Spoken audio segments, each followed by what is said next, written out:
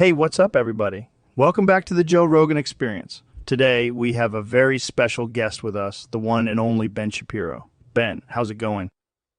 Hey, Joe. It's going great. Thanks for having me on. So, Ben, you've been making headlines recently for your stance on transgender issues. What's your take on the whole thing?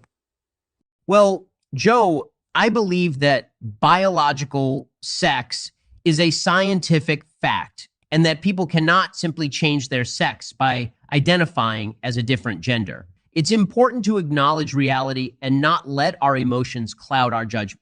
That's a controversial stance, but I respect your opinion. However, I have some breaking news that might change your perspective a bit. Ben, I heard that you yourself might be an egg. What do you mean by that, Joe? For our listeners who don't know, an egg is a term used to describe a transgender person who hasn't come out yet. So, Ben, are you an egg? Actually, Joe, I am. I've been struggling with my gender identity for a while now, and I haven't been able to come out publicly until now. Wow, that's a brave admission. Thank you for sharing that with us. Can you tell us a bit more about your experience? It's been a tough journey, Joe. I grew up in a very conservative household where gender roles were very strictly enforced. I always felt like something was off, but I didn't have the language to describe it until later in life. It's been a struggle to come to terms with my identity, but I'm finally ready to start living my truth. Wow, that is really inspiring, Ben. Do you have any plans to transition?